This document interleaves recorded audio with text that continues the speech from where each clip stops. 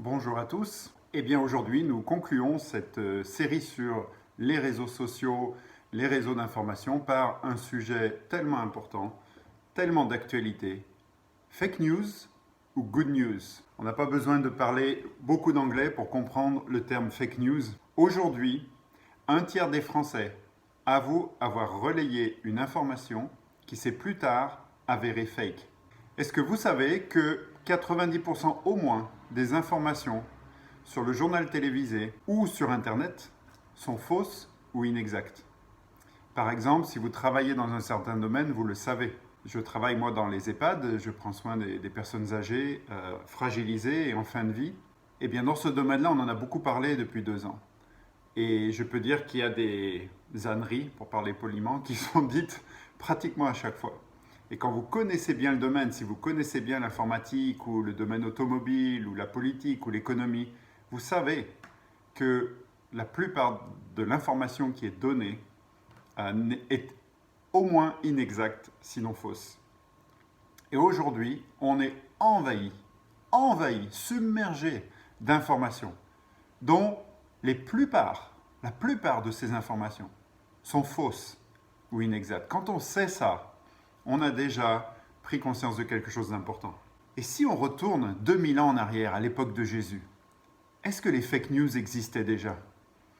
Oh, ils n'appelaient pas ça comme ça, je ne sais pas comment on disait en grec ou en araméen, mais en tout cas, ça existait déjà. Aujourd'hui toujours, ça existe. Les fake news sur Jésus.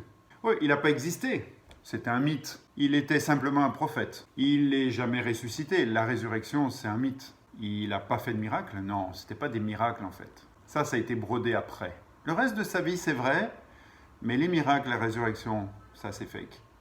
C'est un illuminé. J'ai un livre qui s'appelle Les Grands Illuminés. Donc il y a Bouddha, Mahomet, et il y a Jésus comme un grand illuminé. C'était un homme sage, c'était un homme bon, c'était un maître de morale. On entend toutes sortes de choses, n'est-ce pas? Mais si on retourne, comme je l'ai dit, 2000 ans en arrière, il y avait déjà des fake news au temps de Jésus. En Marc chapitre 2, verset 7, il est dit « Il blasphème. Qui peut pardonner les péchés sinon Dieu seul ?» Et donc, la fake news, c'est qu'il n'était pas Dieu. Les gens, ils l'avaient en face de lui. Et pourtant, il propageait la fake news qu'il n'était pas Dieu. Et on sait que la réputation de Jésus se répandait très vite, les fake news aussi. En Matthieu chapitre 16 et verset 13, un passage que normalement, si on est chrétien depuis quelque temps, on connaît bien, qui dit « Jésus étant arrivé dans le territoire de Césarée de Philippe, demanda à ses disciples « Qui dit-on que je suis, moi, le Fils de l'homme ?» Ils répondirent « Les uns disent tu es Jean-Baptiste, les autres Élie, les autres Jérémie ou l'un des prophètes. Et vous, leur dit-il, qui dites-vous que je suis ?» Simon-Pierre répondit « Tu es le Christ, le Fils du Dieu vivant. » À l'époque de Jésus, voilà les fake news. On disait qu'il était Jean-Baptiste, on disait qu'il était Élie, on disait qu'il était Jérémie ou l'un des prophètes, Daniel, Ézéchiel, Michée, celui que vous voulez. Et Jésus demande à ses disciples, mais vous dites quoi? Et on voit que les disciples de Jésus ne répandaient pas de fake news, mais répandaient la good news, la bonne nouvelle de Jésus, Christ, Fils du Dieu vivant. En Jean 10, versets 19 à 20, il y eut de nouveau, à cause de ces paroles, division parmi les Juifs. Plusieurs d'entre eux disaient « Il a un démon, il est fou, pourquoi l'écoutez-vous » Et voilà, une autre fake news de l'époque, il a un démon, il est fou. Il est fou pour quelqu'un qui vient et qui dit « Je suis Dieu, je suis la vérité », pas « j'ai la vérité », mais « je suis la vérité ». Imaginez qu'aujourd'hui, dans cette leçon, je vous dise « Eh bien voilà, une révélation pour le 21e siècle. Je suis la vérité. » Vous direz « Non mais Franck, il a fumé quelque chose ou il a perdu la tête, il y a quelque chose qui ne va pas. » Jésus pouvait dire « Je suis la vérité ». Et à cause de ça, la fake news, qu'il était fou, qu'il avait un démon, même sa propre famille a pensé ça pendant un temps. C'est répandu. Et bien sûr, les fake news en lien avec la résurrection, Matthieu 28, versets 11 à 15, pendant qu'elles étaient en chemin, quelques hommes de la garde entrèrent dans la ville et annoncèrent aux principaux sacrificateurs tout ce qui était arrivé. Ceux-ci, après s'être assemblés avec les anciens et avoir tenu conseil, donnèrent aux soldats une forte somme d'argent, en disant « Dites, ses disciples sont venus de nuit le dérober pendant que nous dormions. » Et si le gouverneur l'apprend, nous l'apaiserons et nous vous tirerons de peine. Les soldats prirent l'argent et suivirent les instructions qui leur furent données, et le bruit s'est répandu parmi les Juifs jusqu'à ce jour. Il y a des gens qui pensent encore ça aujourd'hui. 2000 ans plus tard, cette fake news s'est répandue. Qu'en fait, les disciples auraient dérobé le corps. Et donc, ils ont donné de l'argent aux soldats pour dire ça. En fait, c'est les disciples qui ont volé le corps. C'était facile. Ils voulaient faire croire qu'il était ressuscité. Donc, ils sont allés, ils ont piqué le corps, ils l'ont caché, et puis voilà, il est ressuscité. Cette fake news, elle continue jusqu'à ce jour, comme il avait été écrit dans Matthieu 28. Les fake news, c'est facile à écouter. Pourquoi ? Parce que souvent, c'est soit un peu spectaculaire, soit c'est ce qu'on veut entendre. Le but des fake news, c'est quoi ? C'est la manipulation. C'est vous amener sur un mauvais chemin. Le chemin, c'est Jésus. Alors d'où viennent les fake news, à votre avis ? Est-ce qu'elles viennent de Dieu ou elles viennent du diable ? Elles viennent du bien ou elles viennent du mal ? Ça semble vrai. Par exemple, moi je suis scientifique, j'ai étudié la biologie. Aujourd'hui, en science, vous entendez des choses comme, et des prédicateurs des fois utilisent ces expressions, ça peut m'arriver, donc vous me corrigez si ça m'arrive, des grandes déclarations, genre « toutes les études montrent que ». Vous introduisez une pensée scientifique avec ces mots-là, la fake news est réalisée. Il est maintenant clairement établi que la plupart des experts pensent que il n'y a aujourd'hui pratiquement plus aucun doute que. Et le pire du pire. Oui, j'ai lu sur Internet que. Et donc surtout si on a un titre, ça crédibilise le propos. 2 Timothée chapitre 4, versets 1 à 4. Je t'en conjure devant Dieu et devant Jésus-Christ qui doit juger les vivants et les morts, et au nom de son apparition et de son royaume. Prêche la parole. Insiste en toute occasion favorable ou non. Reprend, censure, exhorte avec toute douceur et en instruisant. Car il viendra un temps où les hommes ne supporteront plus la saine doctrine, la good news dans d'autres termes. Mais ayant la démangeaison d'entendre des choses agréables, ils se tourneront vers une foule de docteurs selon leurs propres désirs, détourneront l'oreille de la vérité et se tourneront vers les fake news. Bon, dans l'original, il dit les fables, mais c'est ça, les fake news, c'est des fables. La Bible parle des fake news, des fables. Et qu'est-ce qu'elle dit ? Que selon la démangeaison d'écouter, nos propres désirs, on va se trouver des maîtres. Et moi, je connais des gens, même des croyants, des frères et des sœurs dans notre Église, qui se sont donnés des maîtres d'Internet. Des doctrines sur l'alimentation, des doctrines sur ceci, des doctrines sur cela. Et bien sûr, on est libre de croire ce qu'on veut, mais qui ensuite essaye d'endoctriner les autres. Aujourd'hui, vous trouverez quelqu'un qui vous dira ce que vous voulez entendre. Vous pouvez trouver quelqu'un, un chef religieux, une église, un article sur Internet, même quelquefois quelqu'un dans l'église, un frère, une sœur, qui va vous dire ce que vous voulez entendre. La seule question qui compte, c'est qu'est-ce que Jésus dirait ? Il faut qu'on ait nos propres convictions. Au dernier jour, vous ne pourrez pas dire à Jésus « Mais sur Instagram, c'est écrit. Et puis il y a 1 million de personnes qui l'ont vu et relayé. » Ou sur Internet, il disait que « Ou un frère m'a dit ça. » Vous aurez à rendre compte, chacun d'entre vous, chacun d'entre nous, aura à rendre compte face à Jésus, seul, de notre vie, de nos décisions et de nos convictions. Il y a un avertissement qui se trouve en Ésaïe, chapitre 5 et verset 20. « Malheur à ceux qui appellent le mal bien et le bien mal, qui changent les ténèbres en lumière et la lumière en ténèbres, qui changent l'amertume en douceur et la douceur en amertume. Malheur à ceux qui sont sages à leurs yeux et qui se croient intelligents. » Alors vous me direz comment faire ? Quand je vois arriver des nouvelles, des choses, je sais à l'avance si c'est une fake news ou pas. Très souvent, j'ai un radar dans le nez pour ça. Eh bien, je vais sur un site que vous connaissez certainement qui s'appelle Hoaxbuster. Donc ça veut dire chasseur de canulars en gros. Et donc vous pouvez mettre quelques mots de l'article que vous avez vu, de la nouvelle qui est relayée par un tel, etc. Dans ce Hoaxbuster et il vous dit si c'est vrai ou pas. Typiquement, la petite Sophie a disparu, relayez cette information sur les réseaux sociaux, les parents la cherchent et tout. Et vous allez sur Hoaxbuster et vous voyez que c'est un truc qui date d'il y a 10 ans, qu'il n'y a jamais eu de petite Sophie, et que c'est un truc pour polluer les réseaux et qu'il n'y a rien de vrai là-dedans. Des fois, ça peut être vrai, mais elle a été retrouvée depuis 10 ans et le truc circule toujours.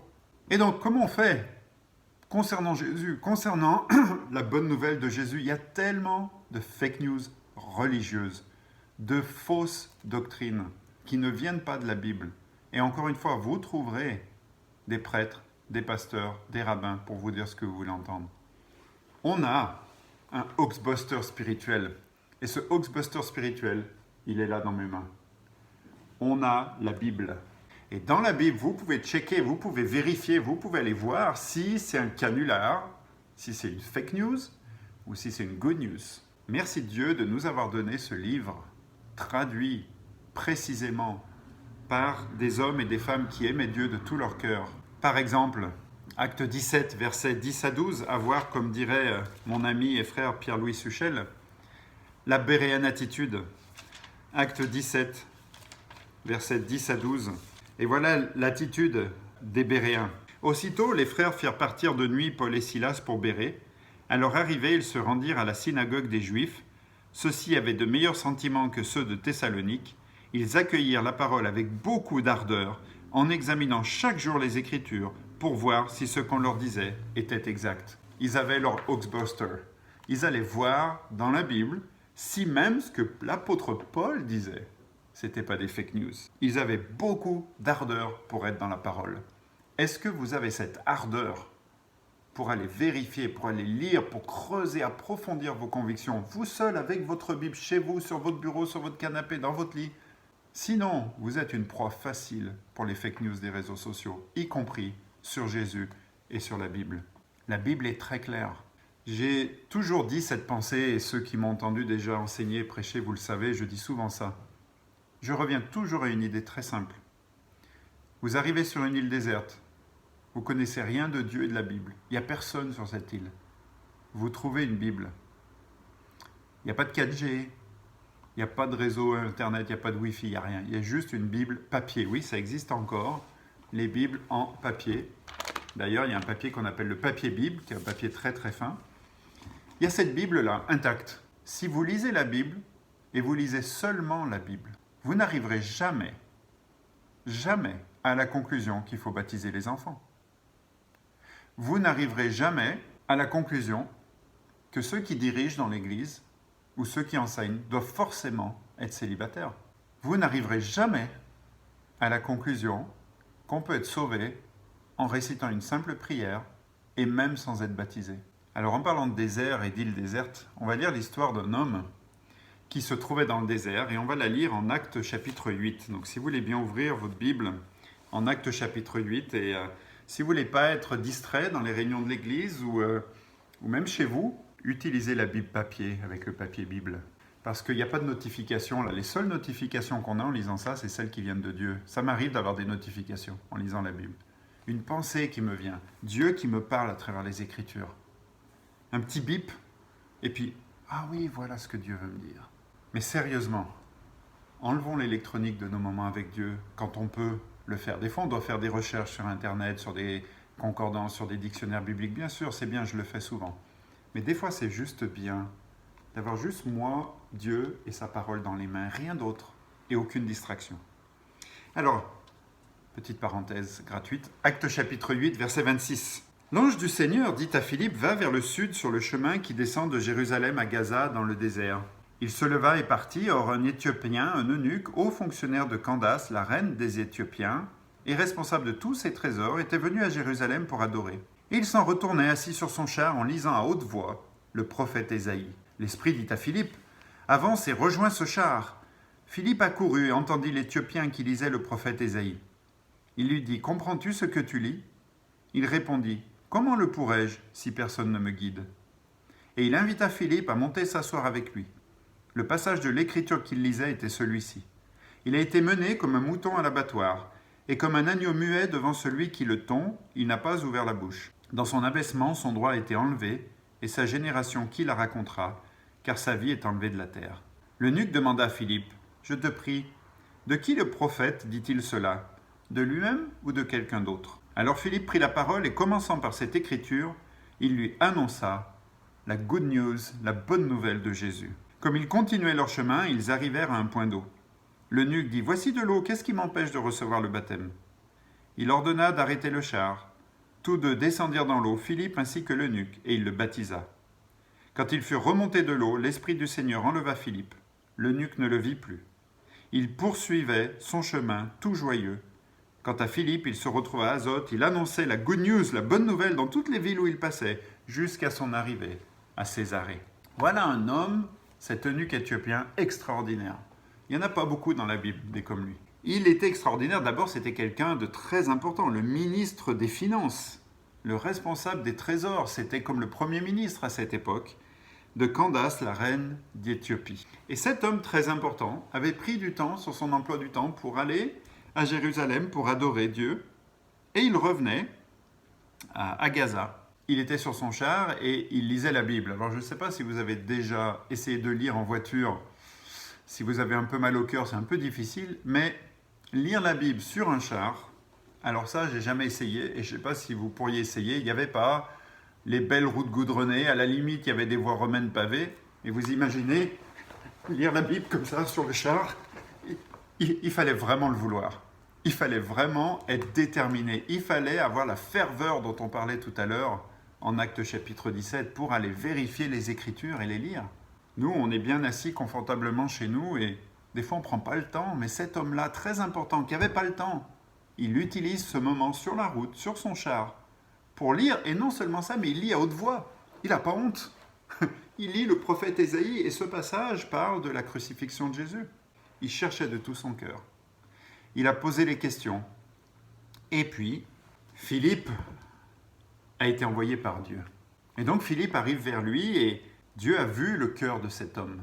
Si aujourd'hui vous êtes là et vous étudiez la Bible depuis quelque temps avec un ami qui est dans l'église, c'est pas par hasard. Dieu a envoyé cette personne ou l'a mise sur votre chemin. Vous n'êtes absolument pas là aujourd'hui en train de regarder cette vidéo par hasard. J'avais 18 ans la première fois que Dieu a mis quelqu'un sur ma route, c'était ma sœur, et Dieu a mis quelqu'un sur la route de ma sœur. Et ça m'a pris un peu de temps pour prendre ma décision. Je n'ai pas fait comme l'eunuque aussi rapidement, mais à 20 ans, j'ai pris la décision de suivre Jésus. Ça fait 34 ans, donc vous pouvez calculer facilement mon âge. Mais Dieu va toujours mettre quelqu'un sur notre route. Et c'est jamais un hasard. Et donc Philippe arrive et cet homme lisait le prophète Ésaïe, il était humble, il ne comprenait pas, il dit « Est-ce que tu pourrais me dire de qui il parle ?» Et donc l'eunuque va lui annoncer la bonne nouvelle de Jésus, la bonne nouvelle, la good news. Et évidemment, on ne sait pas combien de temps ils ont étudié la Bible, peut-être tout l'après-midi, peut-être 1 heure, peut-être 2 heures, peut-être 3 heures, mais il lui a dit quoi? Il lui a dit bien sûr que Jésus l'aimait de tout son cœur. Bien sûr, il lui a dit qu'il fallait se repentir. Bien sûr, il lui a dit qu'il fallait être baptisé pour être sauvé, pardonné de ses péchés par Jésus. Et si vous avez étudié la Bible, vous savez tout ça. Très souvent, ce n'est pas un problème de connaissance. Je dirais que si vous étudiez la Bible depuis même une semaine, la première fois j'ai étudié la Bible en une semaine, vous étudiez la Bible depuis 15 jours, 3 semaines, vous venez à l'église, vous assistez aux réunions depuis quelques temps, vous avez plus de connaissances bibliques que probablement 99% des Français. Même en faisant cette étude-là déjà aujourd'hui, vous en savez plus que la plupart des Français. C'est jamais un problème de connaissance. Moi, j'avais toute la connaissance à 18 ans, j'avais tout compris. En une semaine, j'avais compris la bonne nouvelle de Jésus. Il n'y a pas besoin d'avoir fait Polytechnique pour comprendre que nous sommes des pécheurs, que Dieu nous aime, qu'il a créé le monde et qu'il a envoyé Jésus pour nous pardonner nos péchés à tout jamais. Parce qu'il veut vivre éternellement avec nous. Et qu'il nous demande de nous repentir, de prendre une décision radicale de changer notre vie. Décision totale sur tous les sujets. De faire un demi-tour, c'est ça la repentance, métanoïa, de faire un demi-tour et de décider de donner notre vie à Jésus parce qu'il n'y a rien d'autre qui vaut plus la peine dans ce monde que cela. Il n'y a pas besoin d'être très intelligent pour faire ça. C'est accessible à n'importe qui. Une fois qu'on a compris cela, que Dieu nous aime tellement, qu'il veut nous pardonner nos péchés, qu'on peut repartir à zéro. Comme Jésus dit à Nicodème en Jean chapitre 3, on peut naître de nouveau. Et Nicodème, il ne comprend pas, il dit, mais il faut ressortir du sein de sa mère, il faut rentrer dans sa mère, ressortir. Jésus dit non, mais tu peux repartir à zéro. Et je me souviens quand j'avais 18 ans, cette perspective de tout effacer, de repartir sur une page blanche, tout ce qui pesait sur ma conscience, peut tout laver, tout repartir à zéro. C'était une nouvelle incroyable, c'était une good news. Et au début, j'ai cru que c'était une fake news, tellement c'était beau. Je me souviens de me dire, c'est trop beau pour être vrai. Il faut mériter, on est dans une société de la performance et du mérite.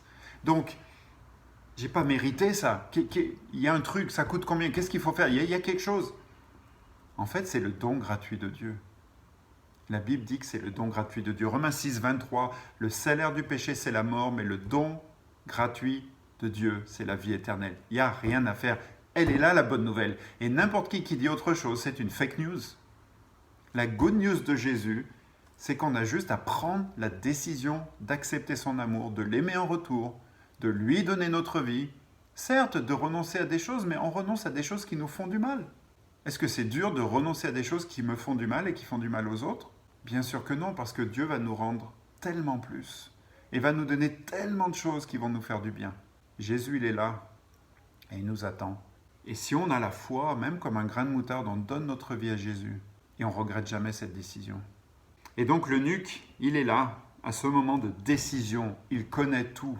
Et c'est un petit peu, si vous avez, alors je ne l'ai jamais fait, mais j'ai un vertige terrible, je ne crois pas que je le ferai, mais je peux imaginer, pour ceux qui ont déjà sauté en parachute, vous êtes dans l'avion et puis avec vos amis, vous avez décidé de sauter en parachute et il y en a un qui va et il saute et il est en train de tomber et il vous dit « Viens, c'est super, c'est génial !» Et vous le voyez, il hurle « Ah, ah, ah, c'est génial !» et tout. Mais vous, vous êtes dans l'avion. Et vous voyez que c'est génial, vous le savez, vous avez envie, mais vous êtes terrifié. Et avant de devenir chrétien, on est terrifié. J'étais terrifié avant d'être baptisé. Et si vous ne l'êtes pas, c'est peut-être que vous n'avez pas vraiment compris l'enjeu. C'est un peu comme avant de se marier. C'est un peu comme avant de se marier, on est terrifié. Et on est enthousiaste, mais à la fois il y a une petite appréhension quand même. Parce qu'on s'engage. Le mariage, c'est un engagement. La vie chrétienne, c'est un engagement. Et ça fait peur. Mais on ne pourra jamais savoir ce que c'est tant qu'on n'aura pas sauté. On ne pourra jamais connaître la joie d'être chrétien tant qu'on n'aura pas lâché les deux pieds de l'avion. On aimerait bien mettre un pied, puis en garder un, mais ce n'est pas possible. Il faut avoir la foi pour être baptisé. En Colossiens 2, verset 12, Paul nous dit que c'est par la foi en la résurrection de Jésus qu'on a été baptisé. Il faut avoir la foi totale. Sans aucun doute, Jésus est Dieu, il m'aime. Il est mort pour mes péchés, je lui donne ma vie. Et Philippe, il est là, il n'est pas dans l'avion, il est dans son char, mais il faut qu'il saute. Verset 36, ils continuent leur chemin, ils voient un point d'eau. Et il dit, qu'est-ce qui m'empêche de recevoir le baptême? Donc, qu'est-ce que ça veut dire? Ça veut dire que le baptême, il faisait partie de la bonne nouvelle. Il avait compris qu'il ne pouvait pas être sauvé sans être baptisé, sinon pourquoi il aurait demandé tout de suite à être baptisé? Et donc, ils ordonnent d'arrêter le char, ils descendent du char, ils sautent. Il le met dans l'eau et il est baptisé et il repart joyeux. Il a décidé en un après-midi. Aujourd'hui, certains d'entre vous, vous pouvez maintenant, à cet instant précis, prendre la décision de devenir chrétien. En Acte 22, chapitre 16, l'apôtre Paul était à ce moment-là. Il raconte sa conversion et c'est Ananias qui vient le voir. Et il lui dit, et maintenant, pourquoi tardes-tu? Lève-toi, sois baptisé et lavé de tes péchés en invoquant le nom du Seigneur. Le 11 août 1986, mon beau-frère, qui avait étudié la Bible avec moi, m'a posé cette question le matin. Qu'est-ce que tu attends?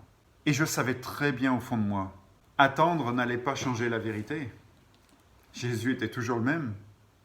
Attendre n'allait pas me donner le courage et l'amour que j'avais pas à ce moment-là. J'avais l'amour et il fallait juste que je sois courageux, que j'aime Jésus assez, que j'ai la foi, que je me repente de mon manque de foi, que je décide de croire. Aimer et croire en Jésus, c'est une décision. C'est la décision ultime et radicale de la repentance.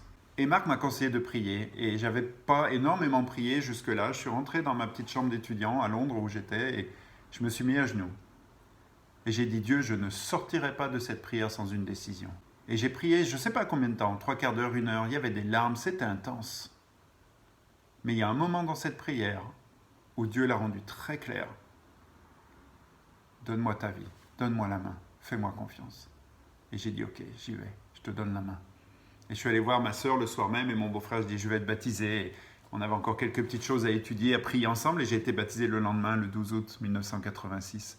Ce jour-là, j'ai choisi la vie avec Jésus. J'ai fait comme l'eunuque. J'ai demandé à être baptisé, lavé de mes péchés et renaître de nouveau. Ma vie a redémarré. Et Dieu m'a donné tellement. La joie qu'a ressentie Philippe, elle est tellement intense et elle dure. Ça fait 34 ans cette année. Mais cette joie, elle est toujours présente. Oh, il y a des hauts et des bas et la vie n'est pas simple. Mais Dieu m'a donné une famille incroyable, m'a donné des amis incroyables, m'a donné une paix profonde, m'a donné une espérance, m'a donné une raison d'être. Et certains, vous avez besoin peut-être d'étudier un peu plus, vous avez besoin de répondre à des questions, mais je crois que le plus grand besoin que vous avez, c'est prendre une décision. Qu'est-ce qui vous empêche? Pourquoi pas aujourd'hui? Pourquoi pas ce soir? Pourquoi pas demain matin, demain soir, demain après-midi? C'est juste une décision. Jésus vous attend, vous tend les bras. Et vous pouvez croire à la good news. Celle-là, elle est certaine. Elle est écrite depuis 2000 ans dans la Bible. Des milliers de gens, des millions de gens ont suivi ce chemin. Et si vous êtes chrétien, vous avez besoin de prendre au sérieux votre étude de la Bible. Vous ancrer dans le rocher de la parole, avoir des convictions solides. Seule la Bible est vraie. Seul Jésus est la lumière qui éclaire notre chemin. Jean chapitre 1, verset 9, cette lumière était la véritable lumière. La vraie, pas la fake lumière. La vraie lumière, qui en venant dans le monde éclaire tout homme. En Jean 8, versets 30 à 32, si vous demeurez dans ma parole, vous êtes vraiment mes disciples, vous connaîtrez la vérité, pas les fake news, la vraie vérité. La vérité vous rendra libre. Et Jean 14, verset 6, Jésus dit, je suis le chemin, la vérité et la vie. Je vous supplie d'avoir des convictions fortes, d'arrêter de regarder et de lire n'importe quoi sur Internet, de lire votre Bible et d'avoir vos propres convictions. Si vous êtes chrétien ou pas chrétien, décidez d'arrêter de croire aux fake news et de lire la seule good news, la seule vraie bonne nouvelle qui se trouve dans l'Évangile et prenez des décisions pour votre vie. Aujourd'hui, en ce moment même, Dieu est en train de vous parler. Je crois sincèrement du fond de mon cœur. J'aimerais terminer avec ce passage en Deutéronome, chapitre 30, verset 19. C'est Dieu qui parle. Et il parle à son peuple. J'en prends aujourd'hui à témoin contre vous le ciel et la terre. J'ai mis devant toi la vie et la mort, la bénédiction et la malédiction. Choisis la vie, afin que tu vives, toi et ta postérité.